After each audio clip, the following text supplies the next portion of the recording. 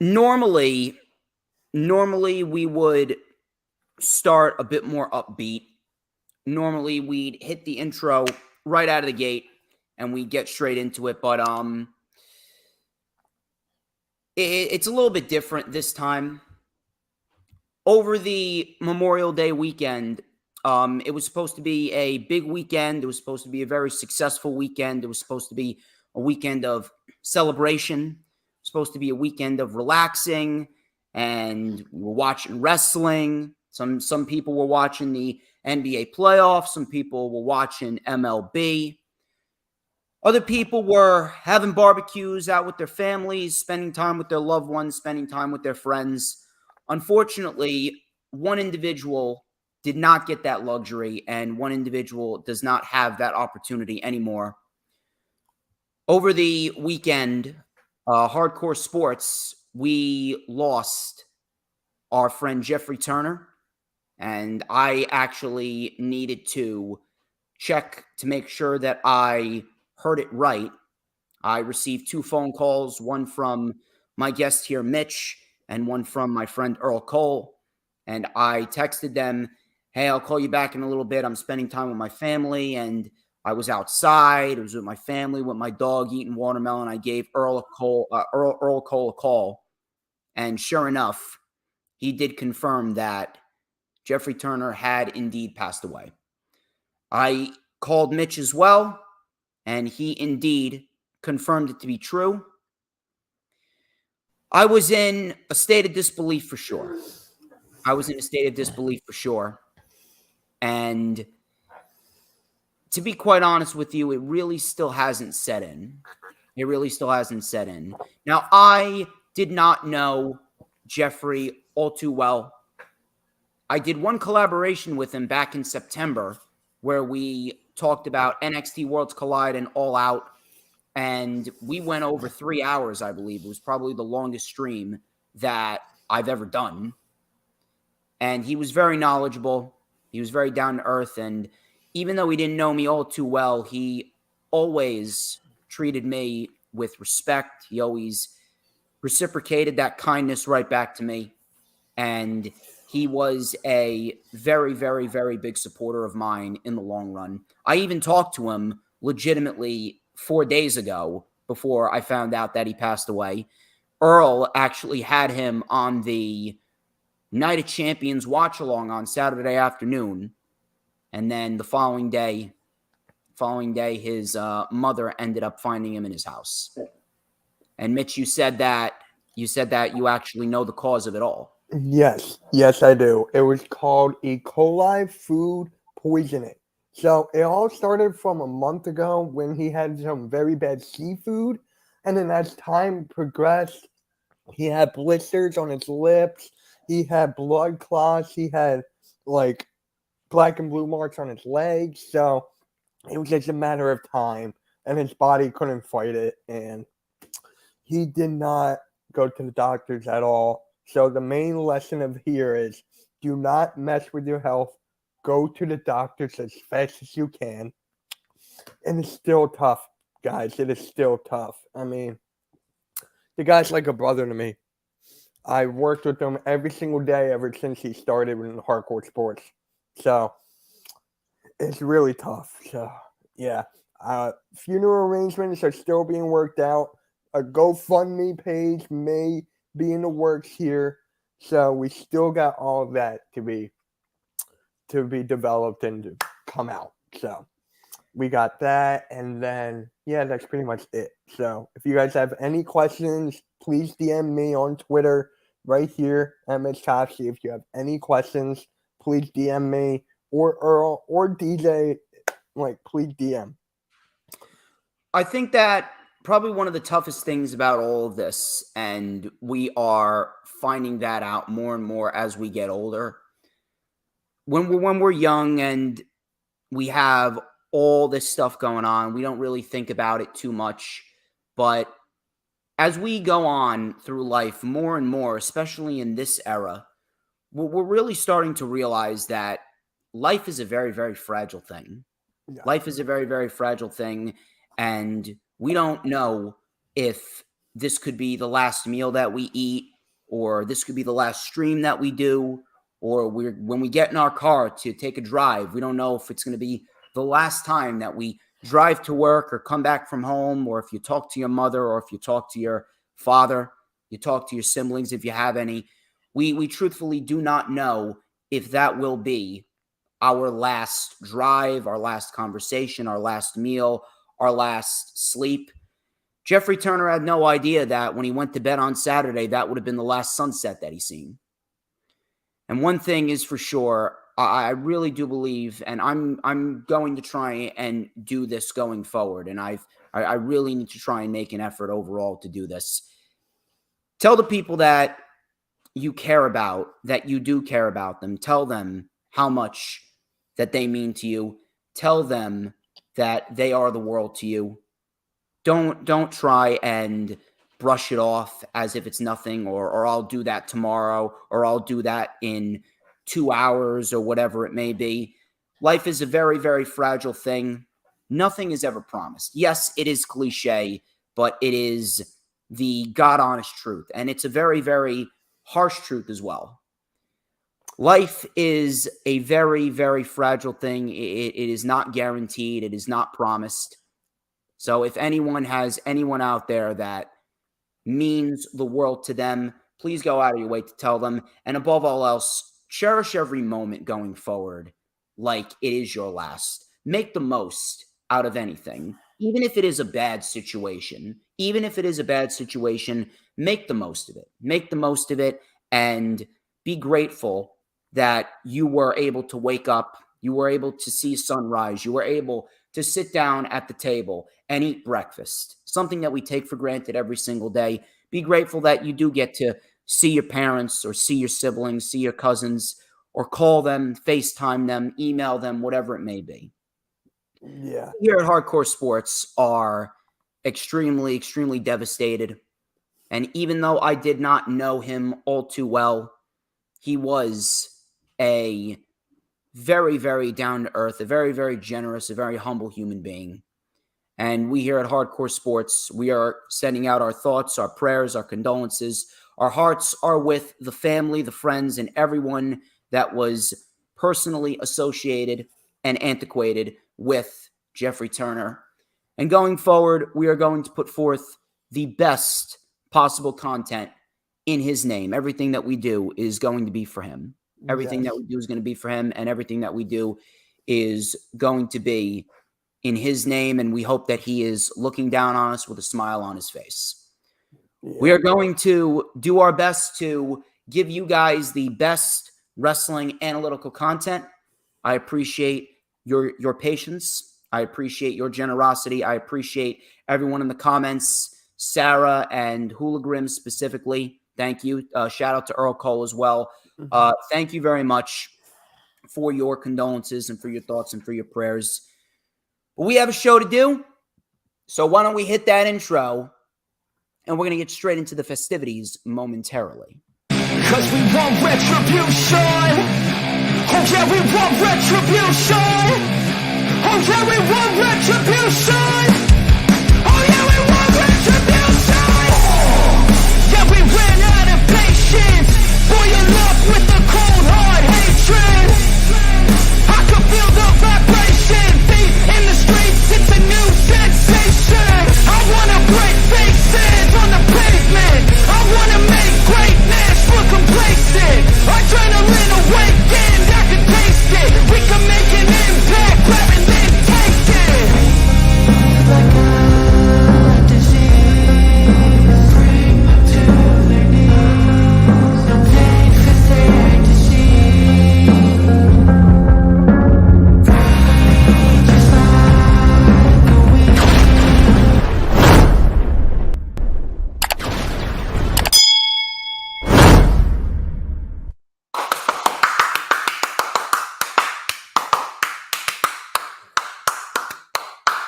Ladies and gentlemen, I'm the one and only DJ Storms, and I would like to welcome each and every single one of you back here to a very special edition Thursday stream. We are streaming live on 4 different platforms across 1, 2, 3, 4, 5, 6, 7, 8 different accounts, and we turning up on a Thursday.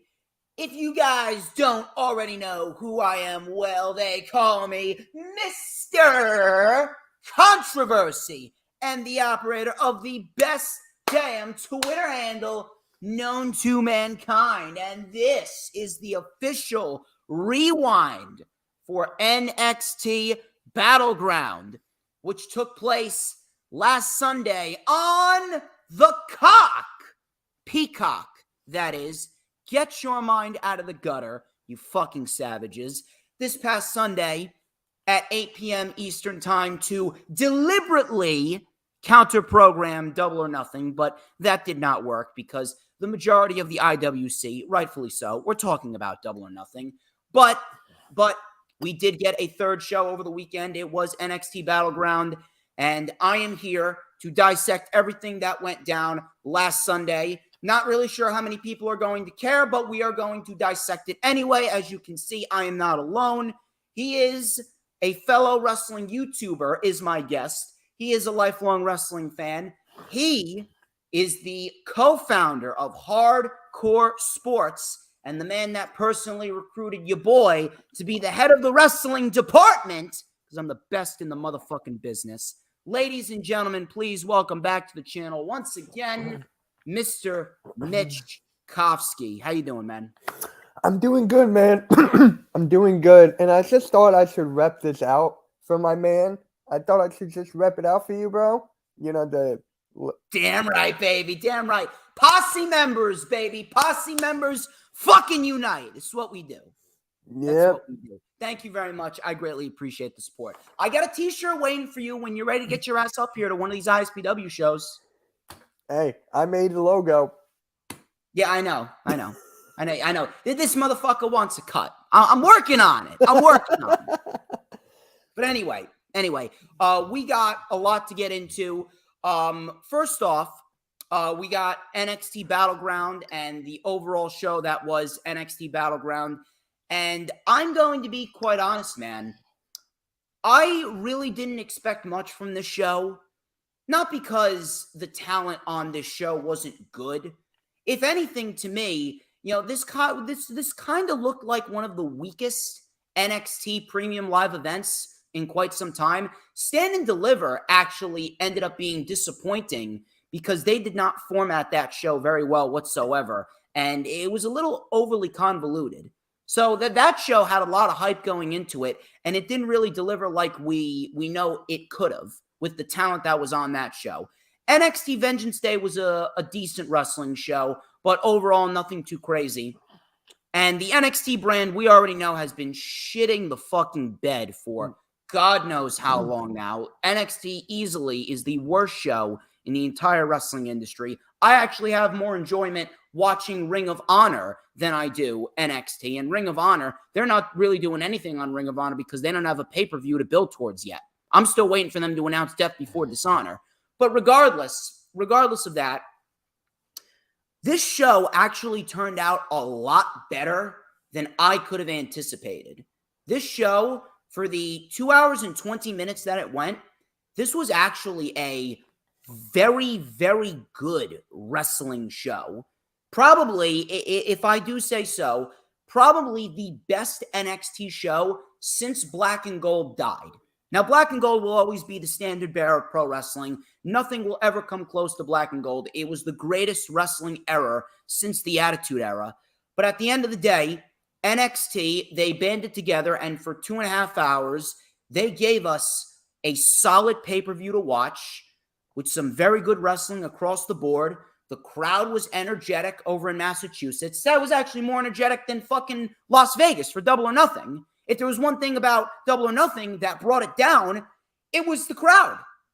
But Massachusetts, man, they made a show that could have realistically shit the bed. They made a show with characters on it that not many people are invested in, not because they're not great, but because the show on Tuesday sucks. They made what could have been a lackluster show into a very good show.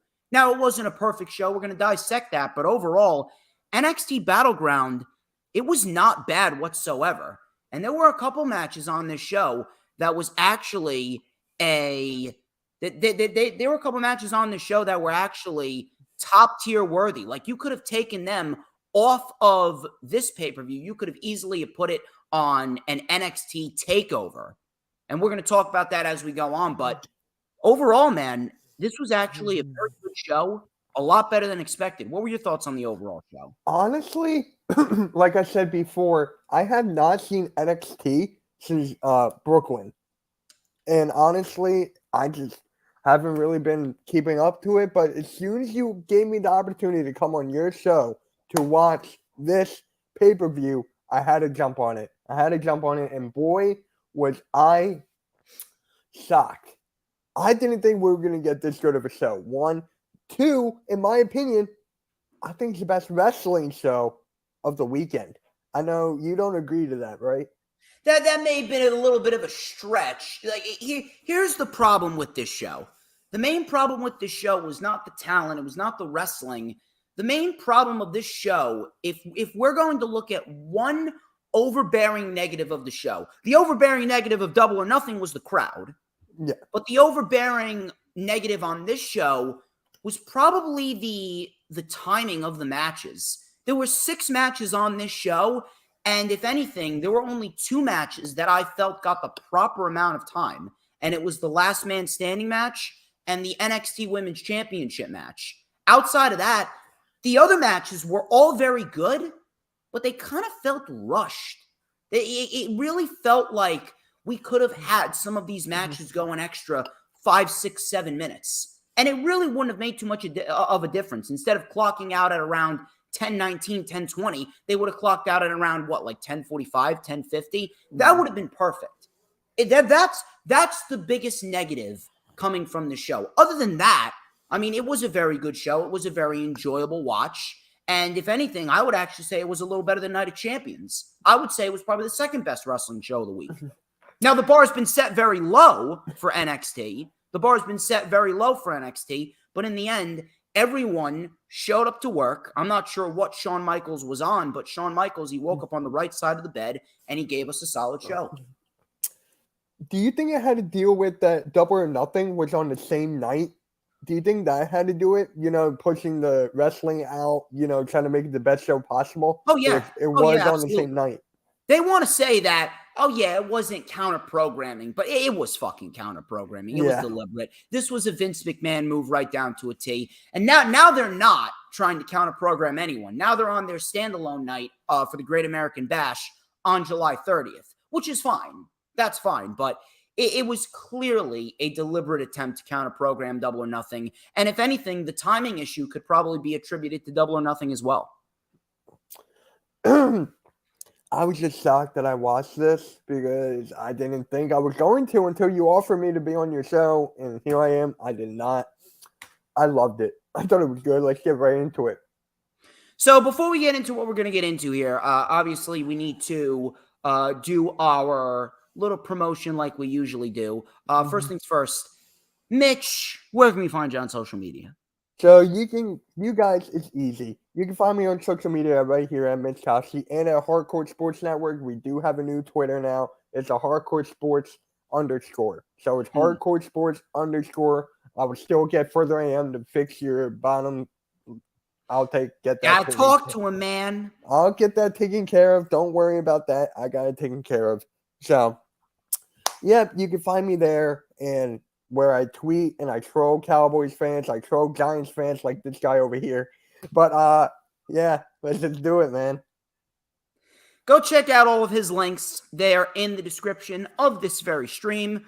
Please, if you want to follow me on social media, you can follow me at HistoryMakerDJS. That is at HistoryMakerDJS. We are scrolling those right along the bottom ticker right there.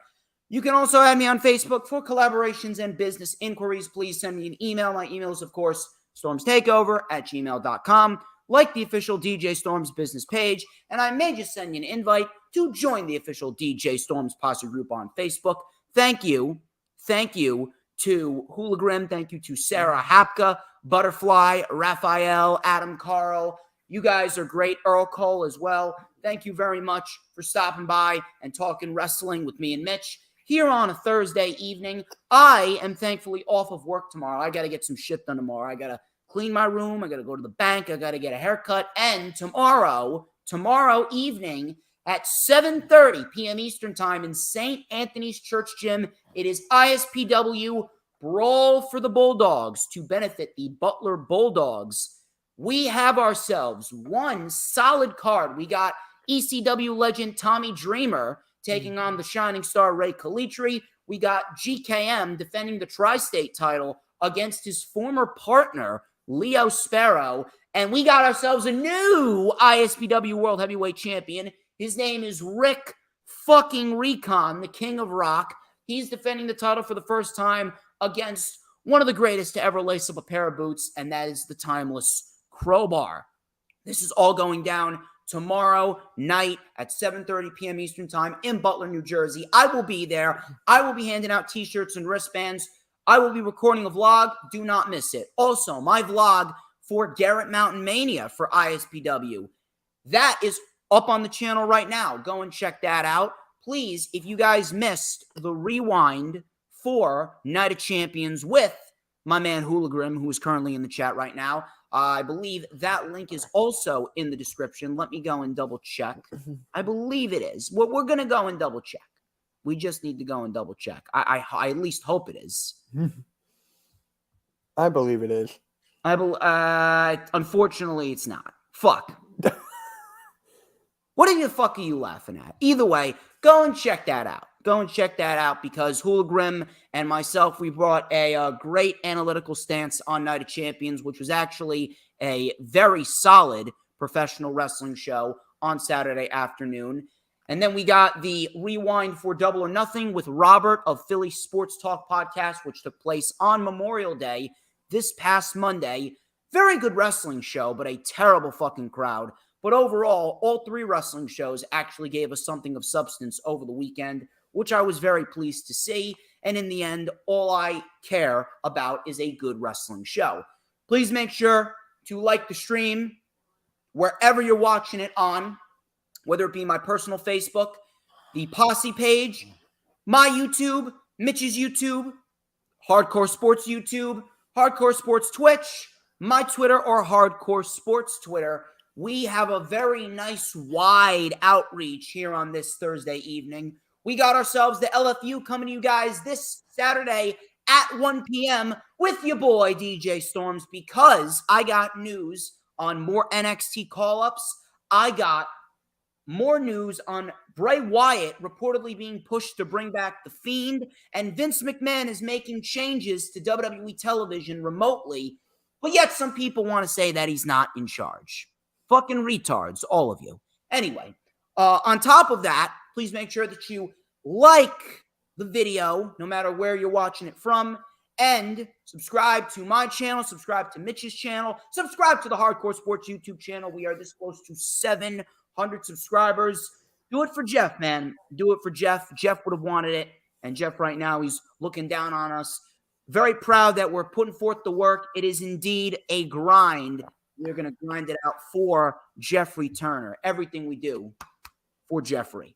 Yep. On top of that, after you hit the subscribe button on either one of those channels, please make sure that you hit that notifications bell with a huge coup de grace, because that way you will know whenever I pop up on YouTube. Because whenever I pop up on YouTube, oh, a baby, it is the absolute best time to be on YouTube. You know why? Because it's the only time that you're going to get to see this glorious sideburn chin strap combo.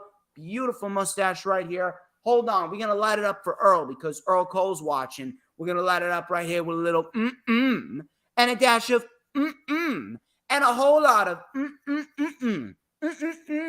because like fresh chicken parmesan right out of the oven, I am just so good.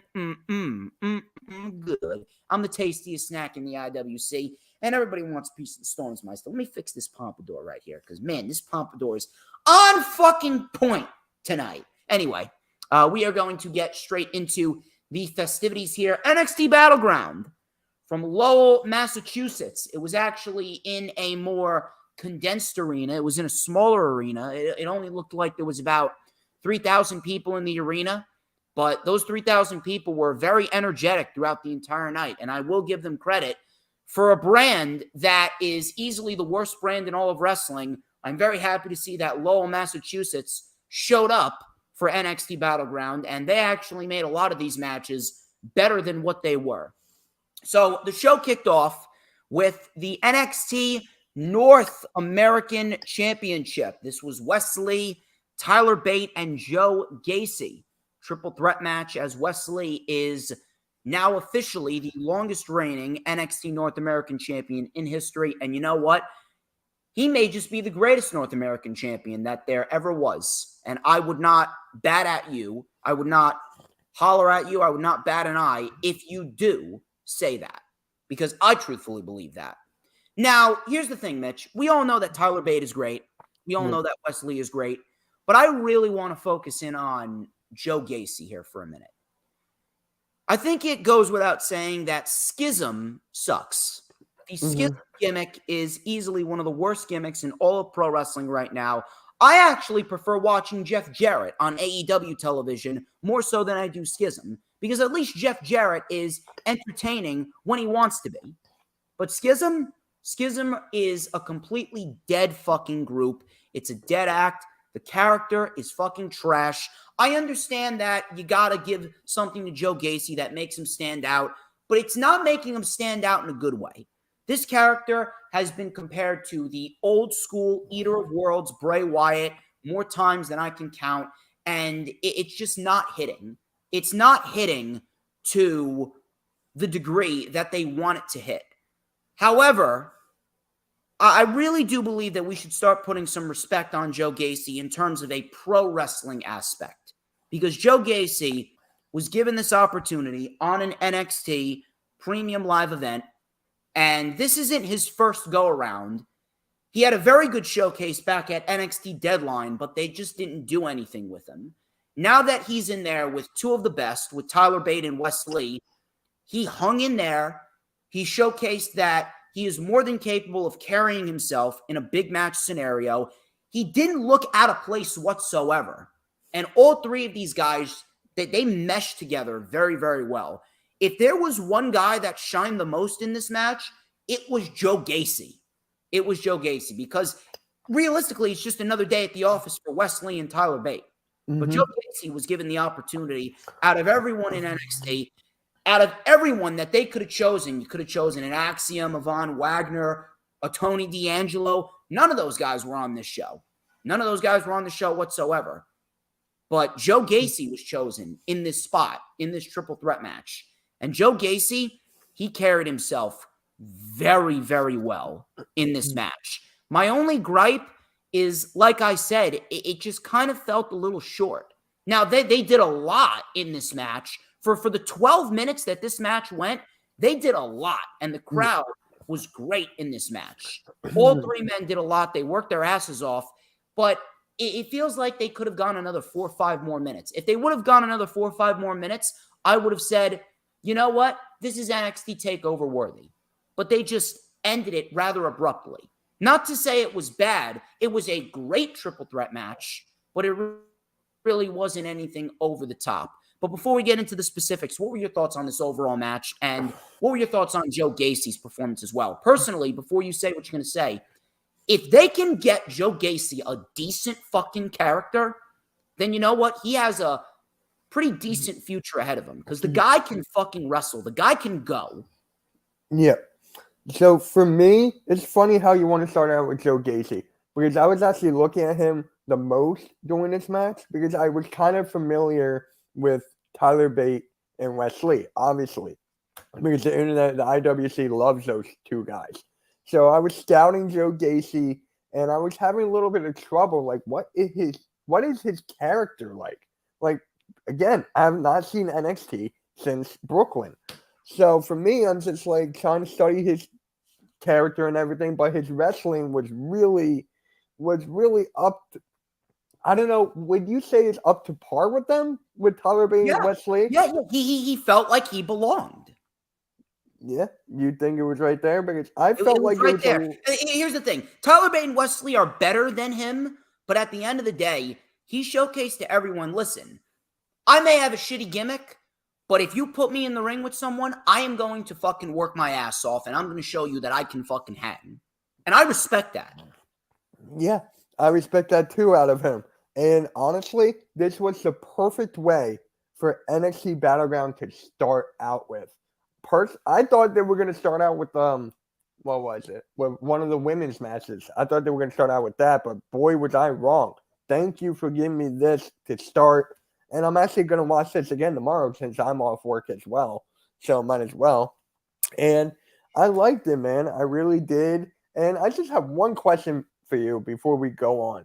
Do you see Wes Lee becoming a future WWE champion down the line? I mean, with the work that he's putting forth, he should absolutely be in that conversation. Guy could be U.S. champion. There's no reason why he should not be doing this on the main roster with either the IC or the United States Championship. He has made and if there's one thing, here's one thing that I've always stated.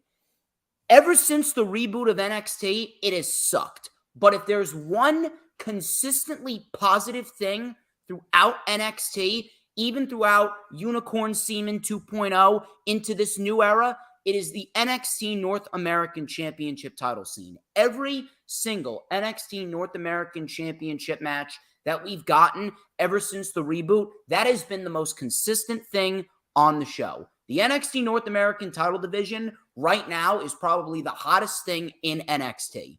And with Wesley leading the charge, I'm telling you, man, he's made that title into the championship. Matter of fact, that title has actually looked better than the NXT championship. Not to say that Carmelo Hayes is not doing a good job. He's doing a great job. But if I'm going to pick an A championship, it's the North American Championship, dude. Wesley is on fucking point with everything that he does. So we had the crowd was very hot for this match. Joe Gacy, right out of the gate, I believe it was like 90 seconds into the match, Joe Gacy came in hot with a huge dive over the top rope onto Bate and Wesley on the floor. So Gacy hit a beautiful Northern Lights bomb. That got a 2 count. Hot action out of the gate. Bate came in with an exploder suplex for Lee and one for Gacy as well. We had a little bop and a bang on Gacy. Bate then went for the airplane spin on Gacy, and then he grabbed Wesley's legs, and he's done this before, but it's still impressive to see a guy his size do this shit, a guy his size with such strength.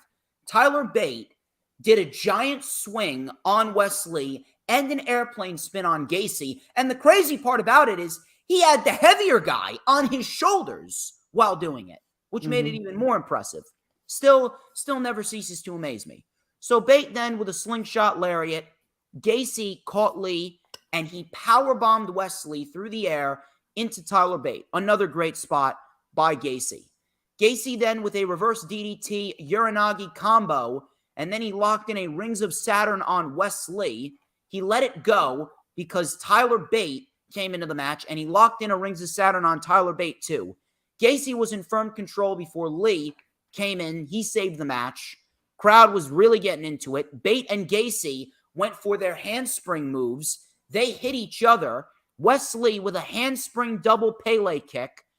The crowd was on fire, like I said. Lee covered both men. Both men kicked out. Gacy then cannonballed Lee into the corner while Lee was on his shoulders. Gacy went for the pin, and Tyler Bate broke it up with a beautiful spiral tap on the both men. Tyler Driver 97 on Gacy. I thought Tyler Bate was going to win the title, but Lee saved the match. Lee then does his best Ricochet impersonation and dives over the top rope, over the post, onto Tyler Bate on the outside. Bate was taken out. In the ring, we had a Uranagi by Gacy. He was going for the upside down frown, I believe he calls it, which is the handspring into a lariat. And as he was coming back for the lariat, Wesley catches him with a cardiac kick right on the money, which is one of my favorite moves in NXT right now. Beautiful cardiac kick. And Wesley retains the NXT North American Championship in a great match. The only downside to it, it did feel like it went a little too short. It did feel like they could have done a little bit more. Now, for the 12 minutes that it went, great match. Great match. And you know what? I'm going to say it right now. Joe Gacy is a stud, and I think we should start putting some respect on his name. Wesley was always going to retain. No reason why he was going to lose. Wesley right now, he is the longest reigning NXT North American champion in its history, and I could not be more happy for him. I'm actually a little surprised, just like Sarah in the chat. Yeah, I am surprised that Wesley didn't get called up. But you know what? Wesley right now, he is doing God's work with the NXT North American Championship. Every single individual he has faced, put on fucking bangers with. And right now, I can't really pick an individual that could take it off of him. Now that we got Ali in NXT, Ali showed up on Tuesday. He wasn't the only main roster star that showed up on NXT, but Ali in NXT, that's a huge W. And if you're asking me, he would be a perfect candidate to take the NXT North American Championship off of Wesley. But I other than that, I really don't know who's going to take that title off him. It's an open field. And right now, Wesley, he's really made a name for himself. This title reign has really catapulted Wesley into another stratosphere. And coming out of MSK and how we all thought that Wesley was just going to be dead, boy, did Wesley prove us all wrong. He took the ball and he fucking ran with it. And I could not be happier for Wesley. Wesley, he is doing a phenomenal job. He's a special kind of talent. He really is. And when he gets called up, there's no excuse why he shouldn't be doing this with either the United States or the Intercontinental Championship. So what were your thoughts on this ending? And who can you see taking the NXT North American title off of Wesley, and how soon? I was just about to ask you, when do you think it's going to be taken off? But I'm good. I don't know. Maybe the Great American Bash on July 30th. That's a possibility, but I don't know, man. His title reign is so good right now, I almost don't want it to end. I don't either. I mean, could you see it possibly going to like the SummerSlam time? Or is that the Well, there really isn't a pay-per-view around SummerSlam time. Like, literally, Great American Bash is a week before SummerSlam. Yeah. I'm definitely going to have to watch that. Definite. But, I mean, if Wesley's on the card, absolutely you got to watch it. Oh, yeah, of course. That guy just like, he amazes me what he did there. But for how long? They could take it to a year. I was just about to say, could they take it to like WrestleMania 40? I mean, like, that would be a year and a half. But, I mean, yeah, they could take it that long. It just depends on who they have lined up for him. Yeah, I mean, you got Axiom in there. You got Nathan Fraser in there. You got Von Wagner in there. You got who else? Mustafa Ali's in there. You got some other guys that are coming up through the rankings as well. They got a lot of talent in there. That's for sure. They do, but it's just like which one? I don't know, man. It seems as though like everyone is fighting to try and get on Wesley's level. No one can be on his level. That's how goddamn good he is. You're right. Yeah, I can't disagree with that. Let me ask you this. Would you compare Wesley to Seth Rollins' run in NXT? I mean, it's up there, but I'm telling you, I think that Wesley is like the second coming of Ricochet. Okay. I can see that. He really is. He really is. But a great match. Other than that, I mean, it just felt like it went too short. It felt like it could have gone another 5 more minutes. I mean, what about you? Do you feel as though it went the proper amount of time? Could they have gone longer? Honestly, why go 5 minutes? I would have gave it 10 more. Yeah, I would have given it 10 more too. Like, it was that damn good. I would have absolutely given him 10 more minutes. But for the 12 minutes that it went, it was a great match. I would say it was probably the second or third best match of the night. Yeah. I think it will be second. You and I have a different best match of the night, but so from there we go into Dragon Lee versus Noam Dar for the NXT Heritage Cup. Now, for those of you that are unfamiliar with the Heritage Cup matches are contested differently. There are 6 3-minute rounds with a 20-minute break in between. If you are disqualified or if you are knocked out, then the match is over. But you need to win at least 2 falls or at least survive to the time limit. If it's tied, then they go to overtime. But at the end of the day, That is the basis of the NXT Heritage Cup rules, which is pretty much British rounds rules. Now, I'm going to be quite honest here. Mm-hmm. The Heritage Cup rules, the British rounds rules, it's not necessarily all too favorable. It's not necessarily going to be an easy thing to get used to. I've seen a lot of British rounds matches because I watched NXT UK religiously.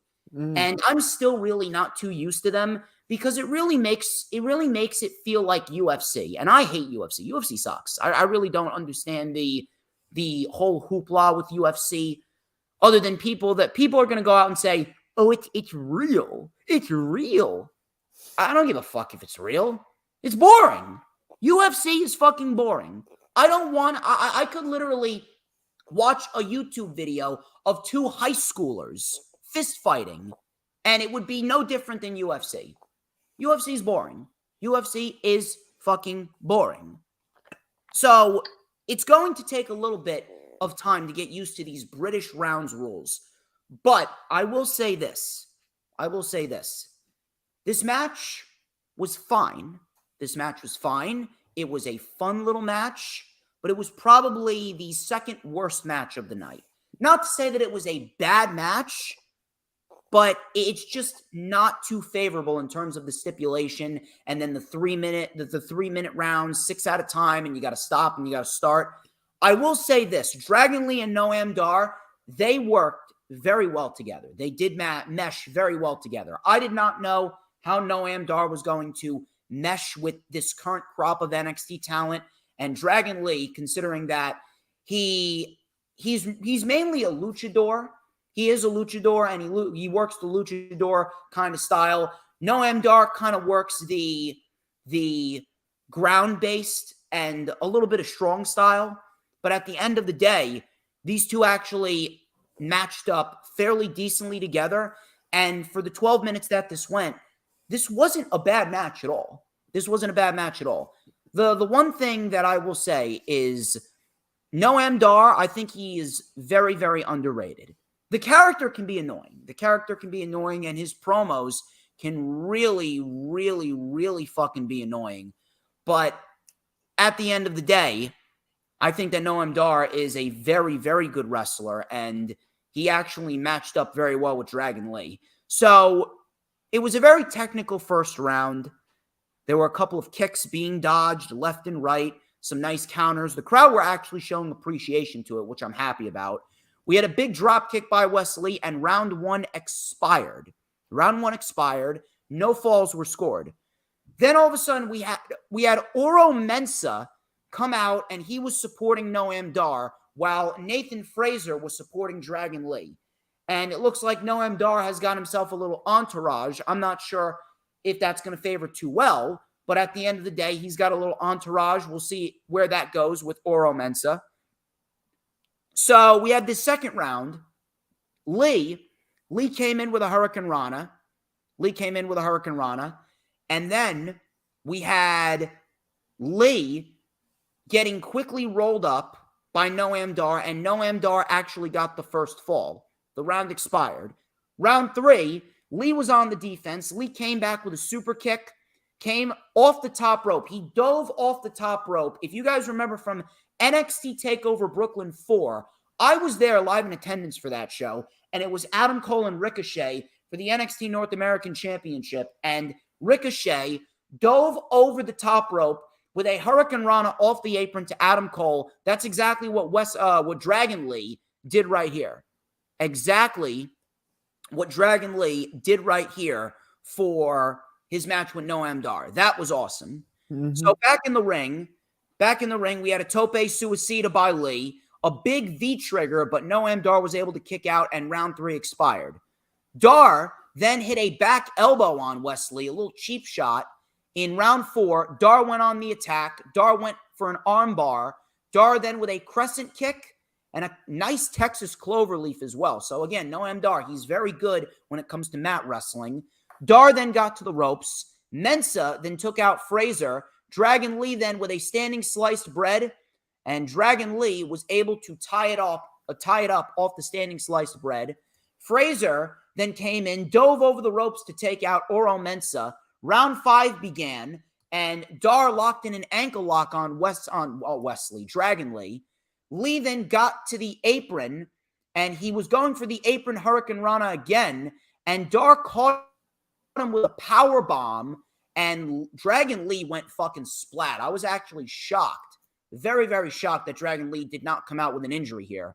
But Dragon Lee went fucking splat.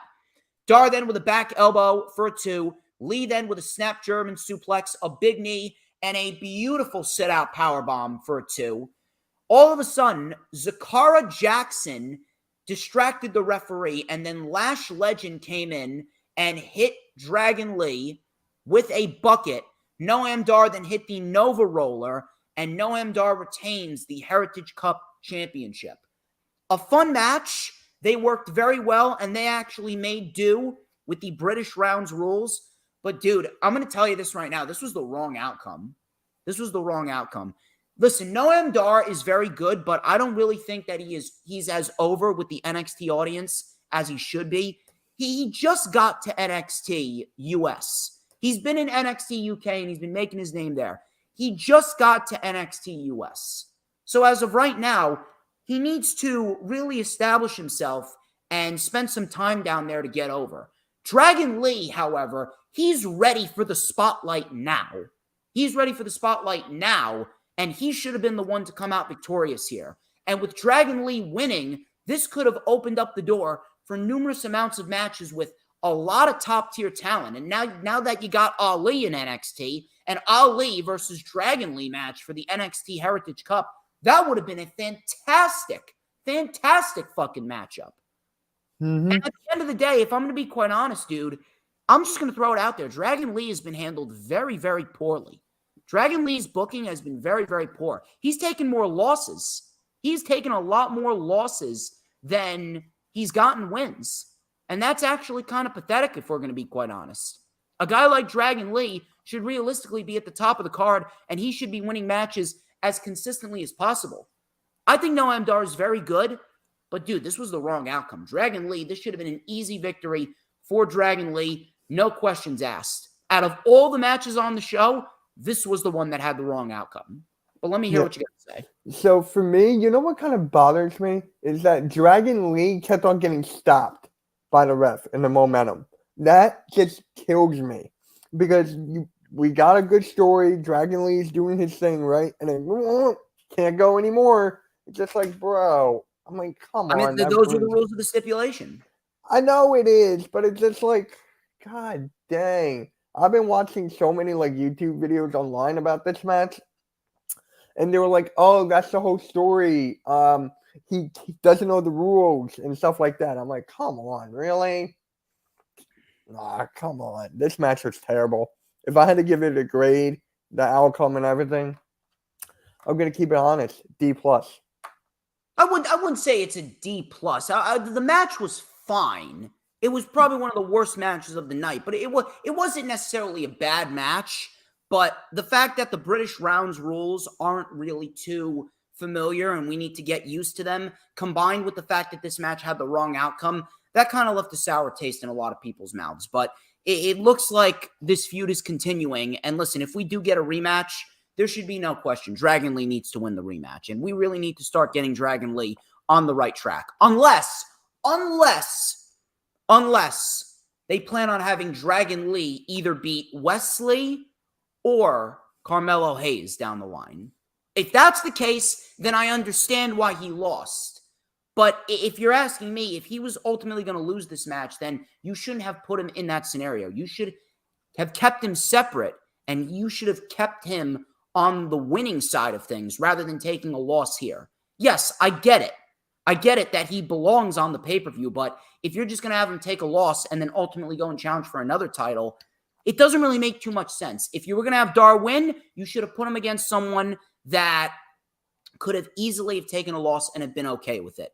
But Dragon Lee, dude, his booking's been very, very poor.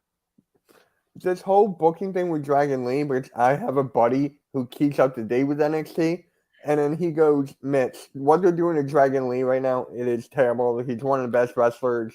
He's putting on great matches, but he's losing. That's exactly what my friend told me. And he's like, what are they going to do with Dragon Lee now? And I'm like, bro, Maybe they got another option for him. I don't know. Wait and see. But it's just tough to see for Dragon Lee getting booked like this. And the matches are good. Getting tired of it, man. It really did not sit well with me at all. And I really do hope that they do know where they're going with Dragon Lee, because he is way too good to be on the losing end of things. He lost at Stand and Deliver. He lost at BattleGround. He lost to JD McDonough. And JD McDonough was on his way out of NXT. Mm-hmm. From there, we got ourselves the match of the show. Ilya Dragunov and Dijak, last man standing match. If there was one match on this show that I would highly encourage you all to go out of your way to watch, it would be this last man standing match. Now, this wasn't a last man standing match that was crazy or over the top. It really wasn't a last man standing match that had an abundance of weapons in them, but the story that they told here was very, very nice. The story that they told here was probably the best told story of the entire night, with Dragunov being the man that enjoys pain, that wants pain because it makes him feel alive, and Dijak being a guy that loves to fucking inflict pain. So Dragunov, being the glutton for punishment that he is, yeah, let's do a fucking last man standing match and let's beat the shit out of each other. And these are two black and gold individuals, right down to the very last letter. Dragunov and Dijak, two black and gold individuals, right down to their dying breath. These guys were going to go in there, and they were absolutely going to tear each other to shreds. And that's exactly what they did. And we got ourselves an excellent last man standing match.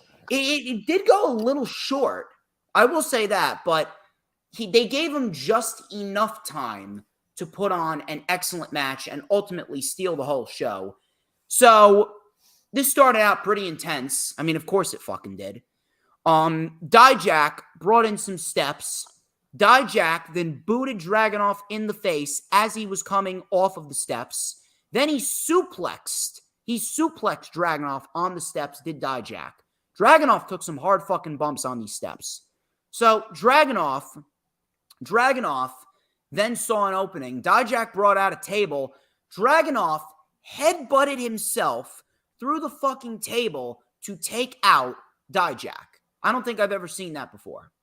So from there, Dragunov then came in with an enziguri.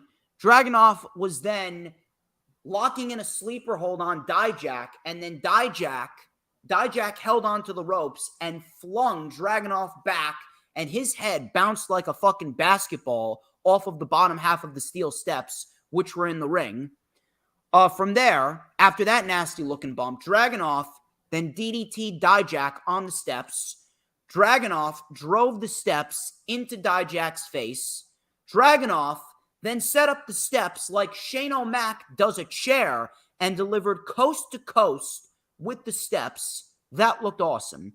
So Dijak beat the count. Dijak hit a super kick on Dragunov. Dragunov with some chops. The crowd was chanting, "This is awesome." Big German suplex by Dragunov. Dijak hyped himself up and delivered a choke slam to Dragunov on the apron. Dijak was then pissed. Then Dragunov kept on getting back up. He hit Feast Your Eyes. Dragunov hung onto the ropes to get up. Dijak then took a kendo stick.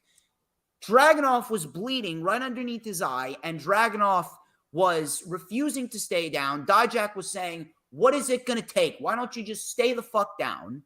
So Dijak whipped Dragunov. Dragunov just would not stay down. Dijak then brought in a chair. Dragunov then with Torpedo Moscow, and then the chair was on the floor. Dragunov went on top of the steps and delivered a jumping forearm off of the steps to the back of Dijak's head, and Dijak's face went straight into the chair. And Dijak, he was out cold. He did not get back up. Dragunov got to his feet. This was an awesome fucking match. And after that, man, I don't see how Dragunov does not challenge Carmelo Hayes. If you're not going to have him challenge Carmelo Hayes, then there's no doubt in my mind Dragunov should absolutely be the guy to defeat Wes Lee for the NXT North American Championship. Although there was some rumors that either Dijak or Dragunov could be getting a main roster call-up. And if that's the case, if Dragunov's going to get a main roster call-up, then he could possibly be the opponent for Carmelo Hayes at Great American Bash. Because I can't see it being Baron fucking Corbin. That ain't going to fucking draw anything. I can't see it being Baron Corbin. But I can see Dragunov potentially getting the opportunity, and Dragunov is the one to ultimately do the job for Carmelo Hayes at the Great American Bash, and then Dragunov is called up after SummerSlam. That would probably be the best possible scenario if Dragunov is indeed getting called up. But if not, if he's not getting called up, then I would absolutely have him beat Wes Lee. Wes Lee and Dragunov, take all my fucking money, man. Take all my fucking money. But I know that you got a lot to say about this match, so the floor is indeed yours. Give us your expertise analysis on what was an awesome last man standing match. This was definitely an awesome last standing match. Shout out to everybody in the chat. Prayers up to Jeff. I see all of you. Thank you for your kind words. Jeff is watching over us right now. So with that being said, this match, I told you this before, the best match of the weekend. I think it's better than both of those main events at AEW just because of the story god dang telling. And people are just like, Mitch, what about this spot? I get DMs, bro, about like this spot, that spot, that spot. I'm like, these spots are nice. They're good. But when it comes to story, I feel like this was the best storytelling. You agree? I mean, I get what you're saying, but if you're asking me, I mean, I would put Anarchy in the Arena at number one, or the Pillars Fatal 4-Way. I mean, the work that those individuals in both of those matches did, it's impossible for me to sit here and say, yeah, those matches didn't steal the weekend. I would say this was probably, it was in the top five. It was in the top five because you do have to take into account Night of Champions too. But in the end, easily the match of the show. I get what you're saying, but I'm still going with one of the two main events at Double or Nothing for the match of the whole weekend. But these two definitely showed up to work. That's fair. Just the chemistry of these two was insane. And again, it's just like, these are the kind of matches that I would love to see over and over and over again. Just because of the storytelling. I'm a huge fan of this. Huge fan. Ever since the entrance, telling the husband, take the kid and wife out. They don't want to see this. Starting from there to the end, gold. I love it. So let me ask you. Well, first off, Dijak, he's definitely had a career resurgence since coming back to NXT. Dijak, in just 3 months, has delivered to us 2 fantastic fucking matches that could easily, if we're looking at NXT alone, if we're looking at just NXT, Dijak has delivered to us 2 NXT Match of the Year candidates, one with Wes Lee and one with Dragunov, that could easily main event any fucking show on any given day of the week. But here's the question. Where do both of these men go afterwards? Again, it's just like there's so much talent. They could go anywhere. Like, that's what I feel like the NXT roster is a little bit, what is that word? Packed. Do you agree with that? Well, the roster's great. It's just the booking that sucks. Yeah, but I feel like there's so many different avenues that they can go. It's just like, okay, where's the next one? Is it this guy? Is it that guy? I'm like, Dragunov may be a little bit easier to predict. It's either North American title, NXT title, or main roster call-up. I don't think it's main roster call-up. Give me Wes Lee. I want to see that. So you see Dragunov beating Wes Lee at Great American Bash. I can see that. I don't know about you, but I can see it. It's just very, very hard for me to see Dragunov not going after Hayes again, especially since fucking Baron Corbin, unless he brings back the Lone Wolf, Baron Corbin is now targeting the NXT Championship, and he's been dead ever since he got rid of the Lone Wolf gimmick. We'll see, but I mean, the field is definitely open for Ilya Dragunov, and this match with Dijak, fantastic fucking stuff. Awesome, awesome, awesome. And definitely a match that I would highly encourage everyone to go out of their way to watch. Yep, agreed.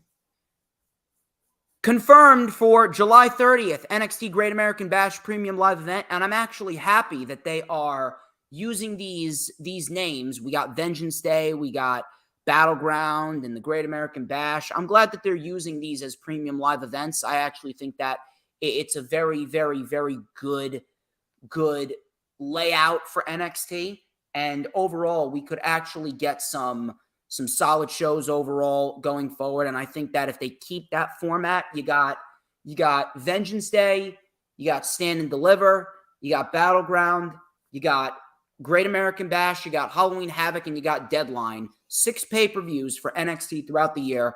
That right there is a very good format going forward for the brand. We go into the NXT Tag Team Championship match. This is the Creed brothers, Julius and Brutus, versus Gallus. This is Mark Coffey and Wolfgang. I will tell you this, though. One thing is for sure, the NXT Tag Team division is probably their weakest point. That is their weakest point for sure. Realistically, the only individuals to invest your time in are these two teams. Outside of the Creed brothers and Gallus, there really isn't many individuals to invest your time in because they haven't really put a focus on tag team wrestling. And with Gallus in there, you kind of just have Gallus as this top-tier faction on a mountaintop, and no one is on their level. It's almost like the Bloodline coming out of WrestleMania 38 last year, because the Bloodline coming out of WrestleMania 38 last year, they were just on a mountain of omnipotence all unto themselves with no one to be the yin to their yang. And now with Gallus is pretty much in that same boat. The only team that I could possibly see standing up to them, and I actually see this happening at the Great American Bash, is Tony D'Angelo and Stax. Tony D'Angelo and Stax are going to be the team to take the titles off of Gallus, and they should do that at the Great American Bash on July 30th. That is going to be a big moment for D'Angelo and Stax. This match, the shortest match of the night, it was only 9.5 minutes, didn't even go 10 minutes. I will say this, though. This was the best that the Creed brothers have looked in many, many months. The Creed brothers have been placed in these terrible fucking storylines. They've pretty much been put on the back burner. They've pretty much been placed in a scenario where they're just background players to Ivy Nile. They didn't really hit like they once hit coming out of NXT In Your House when they actually won the tag team titles from Pretty Deadly. And I was actually kind of pissed off that we had Damon Kemp turn on them and then just end their tag team title reign within 3 months? I mean, it was kind of stupid. It's kind of stupid to take the tag team titles off of them just to put them on Pretty Deadly, just to put them on the New Day. Now that they're on Gallus, I'm glad that they're starting to establish those tag team titles because Gallus is great. But the Creed brothers, they really fell off. They fell off a lot. But this was the best that I think I've seen the Creed brothers in many, many months. And they had Gallus to work with, and Gallus is fantastic. Gallus right now is easily the best faction in NXT. No one is touching them.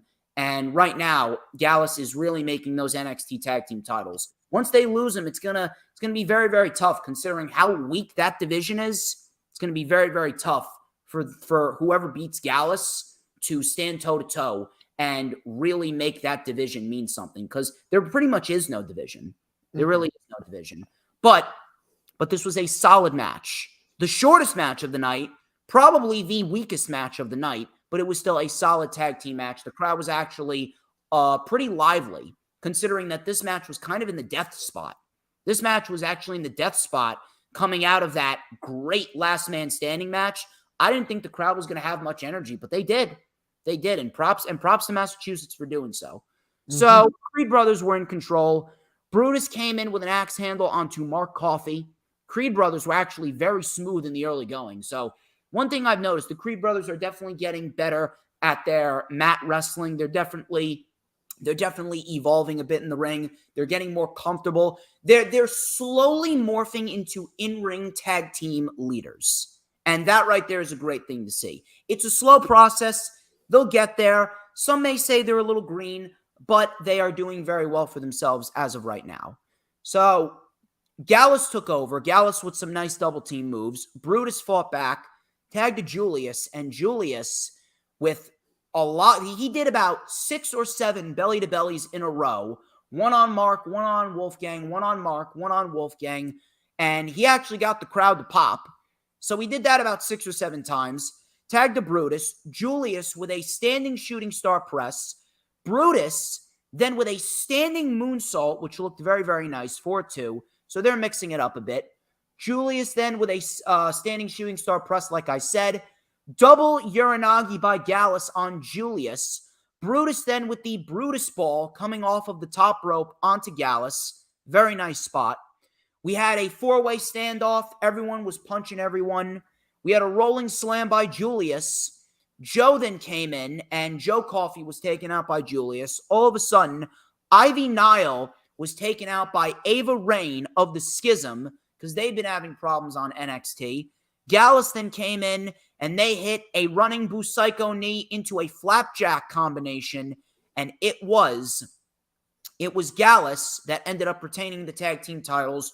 Right outcome, but along with the first match, along with the main event, along with the British Rounds match, this match felt like a match that easily could have gone another 5-10 more minutes. I was really enjoying what these two teams were doing. And if they would have given them another 5-10 more minutes, then this would have probably been match of the night if they wanted to, or at least it would have given the last man standing match a run for its money. But in the end, it was just decent. It was just kind of there. It was solid, but it really wasn't anything that I'm going to tell you, yeah, you got to go out of your way to rewatch it. No, it really didn't. It really didn't do anything other than establish the fact that, hey, these two teams can wrestle, and Gallus right now is the leader of the tag team division, and they're not losing the championships until they get to Tony D'Angelo and Stacks. That's pretty much all this match did. Solid match, but in the end, Gallus, they were never losing those tag team titles. Gallus right now is holding those tag team titles for D'Angelo and Stacks at the Great American Bash. Mitch Kofsky, what say you? Basically everything you just said. I mean, this match was good. Was it like a what is the word I'm thinking of? Class? Superstar class? No. Was it like a memorable match? No. It just, to me, it was like sort of a time filler that was kind of entertaining, if that makes sense. So if they were doing fine, it just ended too quick. They were doing fine, and that could be said for a lot of matches here. They were doing just fine, and then they just ended it. It's kind of like the same thing that WWE did with Cody and Lesnar back at Backlash. It was going fine, and then they just ended it and kind of took all that momentum away. Yeah, I mean, this is the kind of match, if I missed it, I don't know if I would have watched it back. I mean, it is what it is. But here's the thing. Where can you see the Creed brothers going? And where can you see Gallus going? Do you see that match with Tony and Stacks happening at Great American Bash? And if so, where do the Creed brothers go after that? This is actually the one match where I thought it would be easy to predict where they can go. So, exactly what you just said, and then where the Creed brothers go, for me, it's just like... It's got to be main roster call-up. They've done it. It's got to be at this point. I mean, where? SummerSlam? I don't know. I don't know. I would like to believe so. The only thing that I can see them doing is if we get another match with the Creed brothers challenging for the tag team titles after D'Angelo and Stacks win them, then ultimately they're going to lose and then they get called up. There's nothing left for them to do. And they need tag teams on the main roster. Yeah. But here's the thing with the main roster. Are they going to use them right? I don't know. No. I don't know. I'm just going to say no right out of the gate. I mean, we do have Balor and Priest. They're on the right track. Sami and Kevin Owens, they're on the right track. JD McDonough is looking to join. He's looking to join the Judgment Day. Cameron Grimes has been winning matches. It's still early on, but I don't know. I mean, look how long it took for Kevin Owens and Sami Zayn. I mean, they were like up and down, up and down. Now they're on an all-time high. Just wait for Vince McMahon. Snap of the fingers. Gone. Oh, Lord. Why You can't know I'm right there. Vince just fucking croak already? Holy shit. You know I'm right there. Yeah. I hate to admit it because DJ Storms is never wrong, but unfortunately, Mitch Kofsky has, he's got me there. Hands are tied. All right, I'm But going to clip that and put it on Twitter. no, you're not. Yes, I No, you're am. not. Because if you do, I'm leaving hardcore sports. Okay. Okay. So you will do nothing of the sort. But let me ask you this. Where can you see Gallus going? It's got to be D'Angelo and Stacks. It's got to be. Gotta be. What other options are there?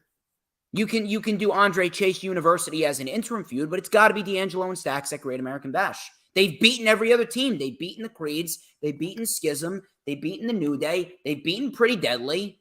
They've beaten everybody. Is it possible of like a WWE tag team, I don't know who, for them to go down to NXT and challenge them in a Great American Bash? If we get that, I wouldn't mind it. But who?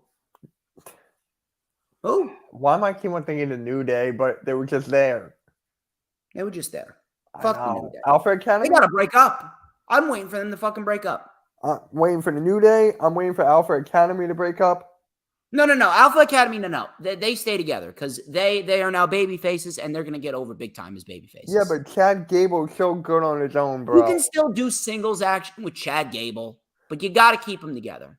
Dude. Unless they're bringing back Tucker Knight and they're going to reform Heavy Machinery, we are keeping the Alpha Academy together. Thank you. I'm saying this. The best thing of Chad Gable was the whole thing with Jason Jordan before Jason Jordan. Yeah. Yep. Sucks. Really does suck. But I want to see Alpha Academy win the tag team titles. If there's one team to take it off of Kevin Owens, if it's not Imperium, give me Alpha Academy. It's going to be Imperium, I feel like. I feel like it's going to be Imperium to make the faction even more of a something. I hope it's not too early though, because I want to see them hold those titles for a little bit. What do you mean? Because like the earliest would probably be SummerSlam, and that's only a 4-month reign for them. Okay, then Survivor Series. I can handle that. Yeah, that's fine.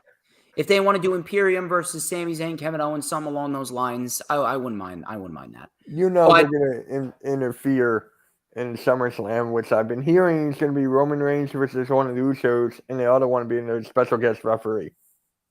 That's going to be at Money in the Bank, right? I thought that was going to be at SummerSlam. Maybe you're right at Money in the Bank. I mean, if that's going to be at Money in the Bank, then if you ask me, it should be Jimmy Uso, and then Jimmy Uso loses and Roman beats down Jimmy so badly that Jay finally joins his brother's side. Cody needs to win Money in the Bank.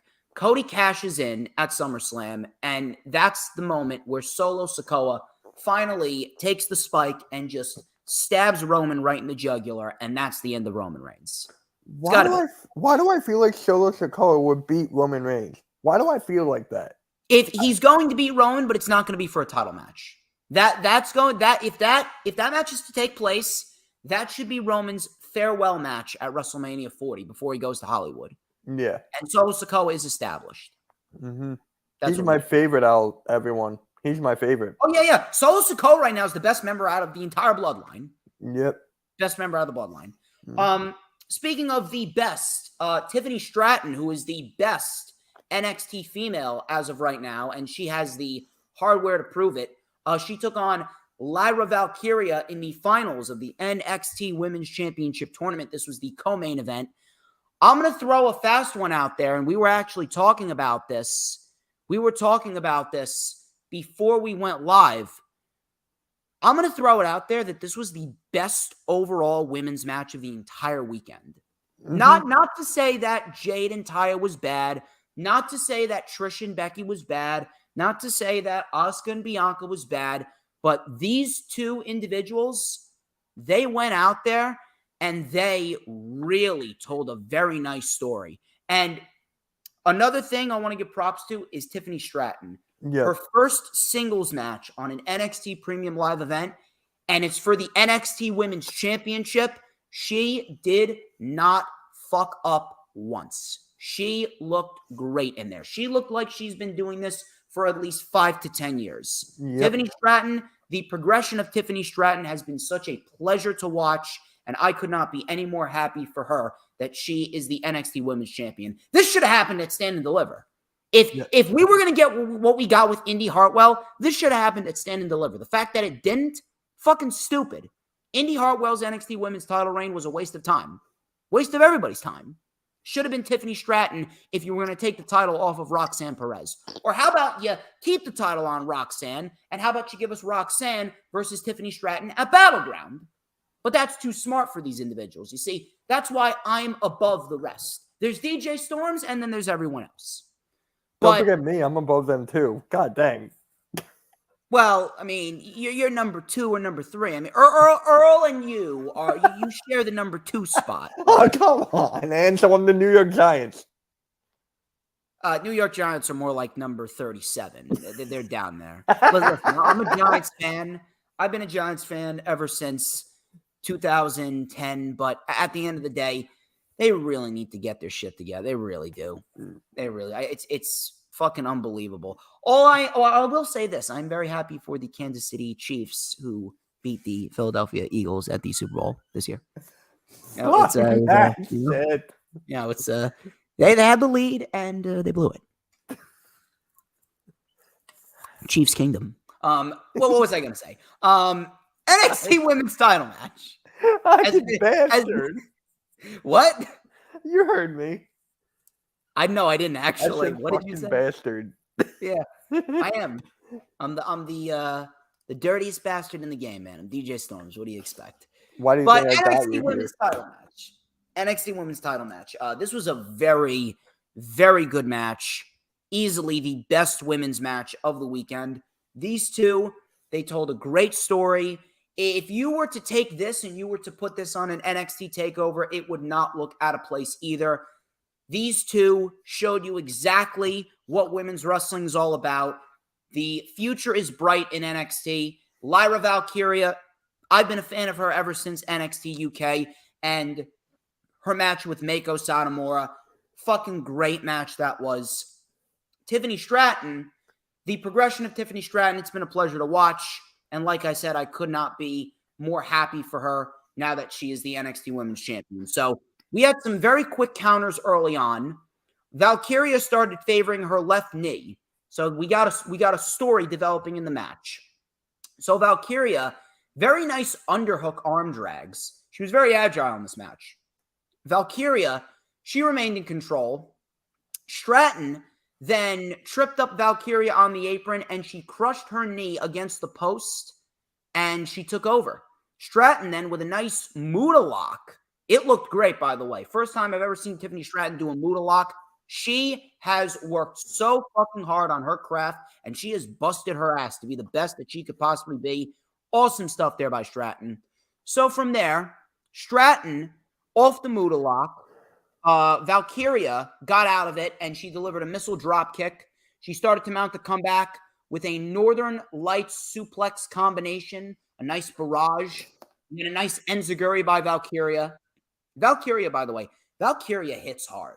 That's what I want to see out of a women's wrestler. I want to see a woman that goes in there and fucking beats the shit out of other women. That's women's wrestling. So Valkyria then with a nice wrecking ball drop kick, diving crossbody off the apron. Stratton then rolled through on a diving crossbody in the ring. Valkyria then with a crucifix bomb for a 2. Valkyria was caught in a tree of woe. Stratton with a drop kick right to the gut. Twisting Vader bomb for a 2. Stratton with a stiff, and I mean a stiff, basement drop kick.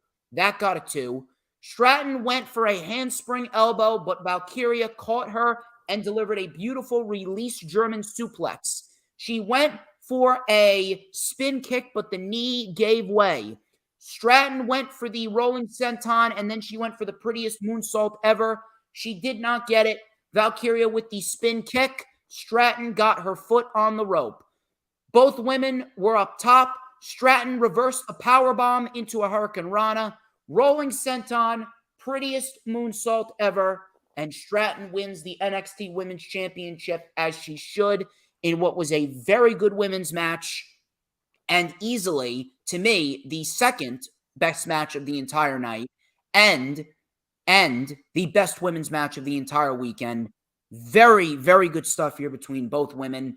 And Lyra Valkyria, listen, I think that Lyra Valkyria is going to be a great hand in the women's division, and she will be NXT Women's Champion. But right now, it is indeed Tiffy time. It could be Tiffy time any day for me. Yo, Tiffany, if you want to come up to Jersey, I would love a bit of Tiffy time. I'll take you into the eye of the storm, honey. Anyway, I'm going to hand it over to Mitch Kofsky. You're close. You're close. Mitch knows what I'm talking about. It could be Tiffy time anytime for him, too. But anyway, I'm going to throw it over to Mitch. What were your thoughts on this match, and what can you see in the near future for Tiffany Stratton with the NXT Women's title? With the oh my God. Fucking asshole. But come on, man. This is why I'm the best in the business. Nobody does it like me. Fucking hell. With Tiffany, right? With Tiffany, it was the right outcome. She's on a skyrocket right now. But here's the thing. Why do I feel like they're going to shove her down her throats like a WWE thing where she's blonde? She needs to work on her promo. She's a rough promo. Yeah. She's a very rough promo. Great in the ring, but holy shit, she is rough to listen to. I understand the vibe of Tiffany Stratton, the pretty girl. And like I said, when I say it could be Tiffy time anytime for me, I mean it. But I think that less is more when it comes to the mic work with Tiffany Stratton.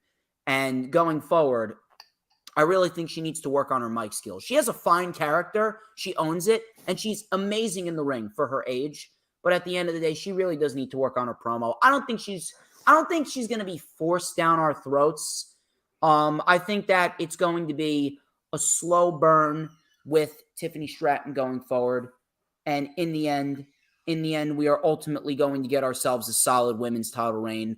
You could be right in the end, but we're going to have to wait and see how it plays out. But who can you see in the future for Tiffany Stratton? To be quite honest with you, I don't know. I mean, if they want to bring in Mako Satomura, I'd actually love to see a match between Tiffany and Mako, because Mako Satomura is fantastic. They already did Roxanne Perez, so I don't really think that they're going to go forth with that. It's tough to call because there really isn't any top-tier baby faces that they could genuinely put up against Tiffany Stratton. A lot outside of Roxanne. Roxanne is legit the only one. Yep. Gigi Dolan's not there yet. She's not. Yep. I don't know what they're going to do, man. But if you have something in mind, let me know. Honestly, for how long, that's the question. I'll let it go past the Great American Bash. Let her win there. And then maybe you'll lose at Survivor Series weekend. I don't know. But I mean, like, deadline seems like the best possible scenario because that's in, like, the beginning of December. Yeah. I was thinking that. And then you, maybe another WWE superstar, women's superstar comes down. Maybe Natalia again or something. Yeah, I hate it. Yeah, see how well that worked out for her against Rhea. Trust 70 me, seconds. I know that. Seconds. I know that. She gets paid to be squashed. Oh, man. Like, we all love Natalia, but it's just like, give her some time in the ring. God dang. It was perfectly booked because Rhea's a beast. Well, yeah. I would have gave it like 5 max. Yeah. Give Natalia something. On her birthday, it happened. Right. I love it. I was laughing my ass off. It was fantastic. I was laughing on Monday when Seth Rollins and Rhea. I was cracking up. A little throwback to Shawn Michaels and Melina. Yep. Main event. Carmelo Hayes, his homecoming, versus Braun Breaker, NXT Championship. Braun Breaker, ever since he turned heel, dude, Braun Breaker has fucking owned this heel turn. I actually prefer Braun as a heel more. Braun came out with a hoodie that looked torn up, and he was wearing all black with a feral dog mask on his face. Can I just say that he looked great? Almost like a fucking werewolf. That's the Braun Breaker that I want to see. That is the Braun Breaker that is going to get over on the main roster. We see more of that Braun Breaker. No complaints on my end. More of that shit, please. More of that shit. I was going to say how much I love this heel turn. I mean, about damn time, right? Yeah. It should have been done a lot sooner. He really felt like ever since he lost the NXT title to Ziggler and then he won it back, it didn't feel like he was clicking.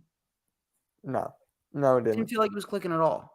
With Braun Breaker, I have this going.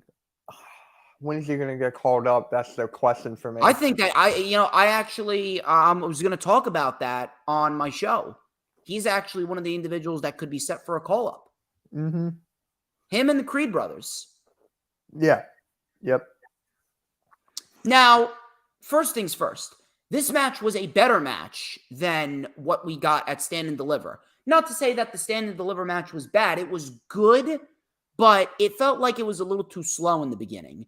Braun Breaker's heel turn gave this program life. Braun Breaker's heel turn gave this program a sense of intensity that it was missing going into Stand and Deliver. And now that we have that intensity, now we can sit back and watch the carnage unfold. And one thing for sure about this match, no rest period. No rest period. It was all action. And for 15 minutes, it was a better match than what we got at Stand and Deliver. But the question here is, did they end it a little too soon? Did they end it a little too soon? It honestly felt like with the intensity of this feud that it should have gone at least 20 minutes. Yep. It honestly felt like it should have gone at least 20 minutes, and we should have gotten a little bit more than what we got. Not to say that what we got was bad. Crowd was lively. Both men, they were hitting everything on the mark. It was on point. It was smooth. It was crisp. It was clean. And there was no outside interference. It was perfectly laid out. But it just felt like it left a little bit more to be desired. It was very good, a better match than what we got last month, or 2 months ago, because it's June 1st now, so 2 months ago. But in the end, I don't know. It felt like, I almost hit my mic over here. It felt like it could have gone a little bit longer and they could have given us just a little bit more than what we got. But before we get into it, what are your thoughts on it? With this match, if it got like more time, I would have said it would have been up there, maybe with the match of the year candidate. If it got a little more time, it was that good. It was doing very well. It was getting there. Yeah, I mean, let these guys go at it again, which I highly doubt they're gonna do. But yeah, No, Braun Breaker. It's over. It's over. Carmelo Hayes beat him clean. Yep. And then who's gonna face Carmelo Hayes now? Corbin. Man, that's going to be fun. Unless he brings back the Lone Wolf. It feels like the 0-16 Detroit Lions. God fucking damn it. You go from Grayson Waller and Braun Breaker to Baron Corbin. Baldy Corbin. I miss Happy Corbin. No, I miss the Lone Wolf. I miss the Lone Wolf, but I like Happy the fucking Corbin. Lone Wolf. He needs his fucking hair back. Shaving his hair off was one of the worst things that he could have done. You know what's funny, too? He was the last person to pin Roman Reigns in 2019. I know. How fucking scary is that?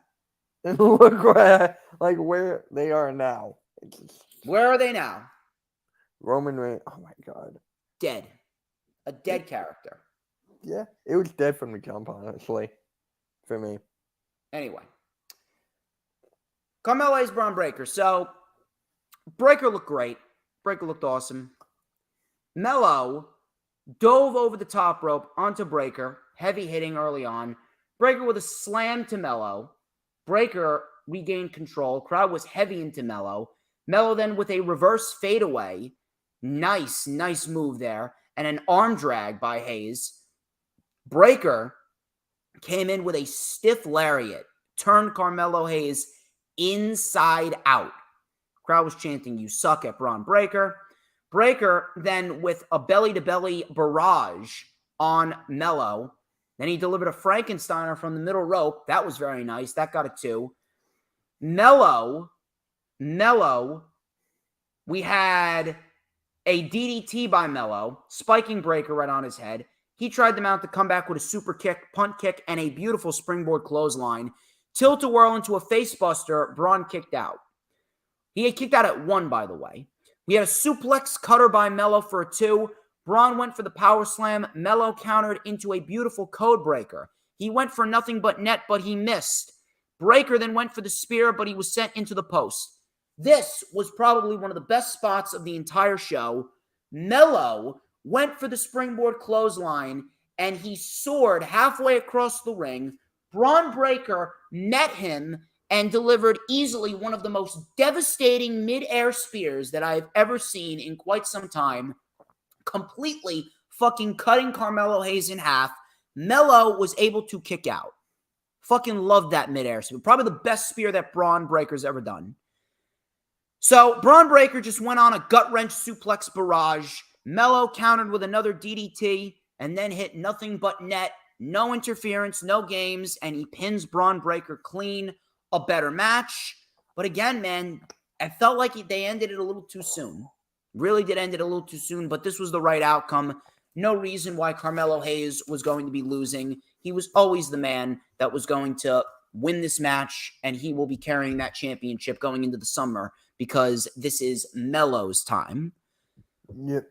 Let me get one last analytical dissection, man, and then we're going to wrap it up. Very great show. I was shocked how great it was. I can't wait for the next NXT pay-per-view. Because of this show, bro, I'm going to try to watch NXT more. Even though No. NXT Weekly Television sucks. Just watch the pay-per-views. I meant the highlights. Yeah, just watch the highlights. Yeah, that's exactly what I meant. I'm not watching the weekly show. There's no way. You better not be, because that shit sucks. It really does. I'm just going to stick to the pay-per-views. All right, smart. Smart man you are. Yeah. Where can you see Mello going now? If it's Corbin, they better not fucking do it at the pay-per-view. Oh, my Lord. Why do I feel like it? Why do I have that feeling? It's just like, Shawn Michaels, he woke up on the right side of the bed on Sunday. I don't think he's going to wake up on the right side of the bed again. It was only because the AEW Double or Nothing. That is the only reason why Shawn Michaels is like, banger, we got to do a banger. And that's pretty much, man, pretty much. But I really do hope that they do something, because this past Tuesday, it wasn't a god-awful show, but they did not build on the momentum that we saw. There was really no wow factor. It just felt like any other run-of-the-mill typical NXT event that we got this past Tuesday. Really no excitement.